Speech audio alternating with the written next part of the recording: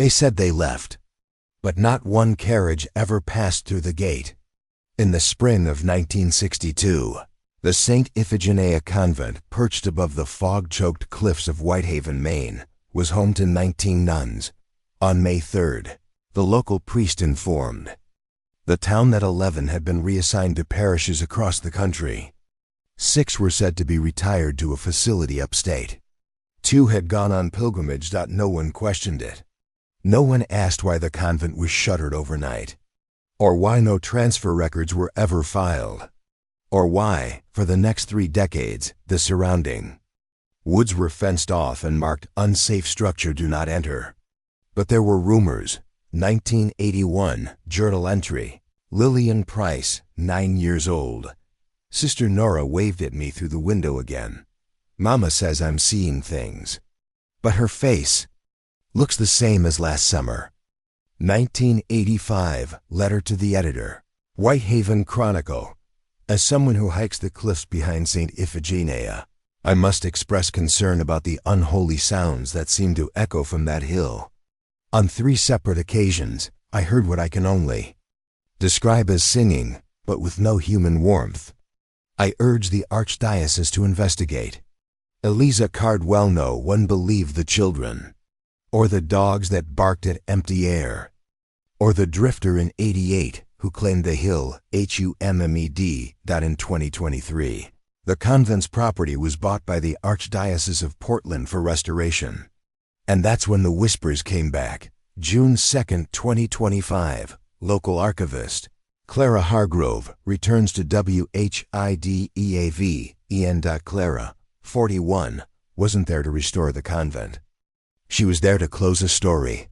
Her aunt, Sister Magdalena, was one of the nuns reassigned in 1962, but no forwarding address was ever found, no obituary, no photo after that spring. Clara had found something last fall, a letter hidden inside her grandmother's Bible. He promised us silence in exchange for peace, but peace never came. The walls remember what the Lord forgot. She drove to the convent and presented her credentials. The project lead, Father Leon, didn't want trouble. He gave her a single day inside the structure. The convent had long since rotted, floorboards peeled like paper. Rain leaked through the roof into what used to be the dining hall. Statues were cracked or missing faces. But it was the chapel that chilled Clara. There was still incense, still candle wax, still hymnals stacked neatly like Mass had just ended. She opened a cabinet behind the altar. Inside, a bundle of letters, wrapped in rosary beads. Each was dated after 1962, each signed by Sister Magdalena. And each more unhinged than the last. Father said we were chosen, that the Lord's work required silence. But the silence breathes now. It follows me down the hall. It hums in the pipes. Nora hasn't spoken in 3 weeks. She mouths the word stay over and over. She carves it into the walls. If I disappear, tell Clara I saw the door. That night, Clara checked into the only inn in town. She reread the letters by flashlight, circling every mention of a door. The next morning, Clara returned. Alone. Father Leon had gone back to Portland. The restoration team wasn't due until next week. She descended into the cellar, her phone light flickering against cold stone. At the far wall, behind collapsed shelves of hymnals, she found it. A wooden door sealed with 7 rusted nails.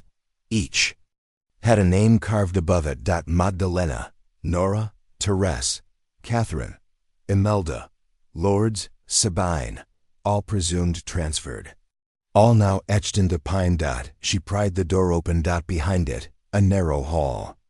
Dirt floors, candles lining the way, long burned down to nubs. The walls were scratched with prayers or warnings. He walks at matins. The bread was never consecrated. We buried her twice. Clara reached the end. A circular room, stone walls, a single bench. And in the middle, a table.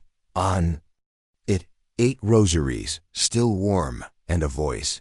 From behind. Soft, Fragile. Familiar. You shouldn't have come. Clara. She turned to her aunt. Not aged a day, Clara wept. Reached for her, but Magdalena stepped back. He lets us remember. But not leave, and now, you've seen the door. The cellar collapsed behind her. Clara was found by the restoration team 3 hours later. Unconscious outside the convent. The hall behind the altar no longer existed, but she kept the letters. And sometimes, late at night, she swears she hears humming through her walls. August 2025. Clara begins a podcast titled The Magdalene Tapes. Each episode shares a reading from the recovered letters. Within weeks, the podcast charts globally. Emails pour in. People from Pennsylvania, Illinois, even Argentina, claim their great-aunts were also transferred from nunneries around the same time. Same language in the letters, same carvings, same whispers. One listener sends her a scan of a 1961 church ledger from Providence, Rhode Island. Donation, 2 crates hymnals, 4 barrels candles, 7 bodies for silence. Clara goes public with the letters. The Vatican responds with silence. Father Leon disappears. In October, a filmmaker joins Clara to document her return.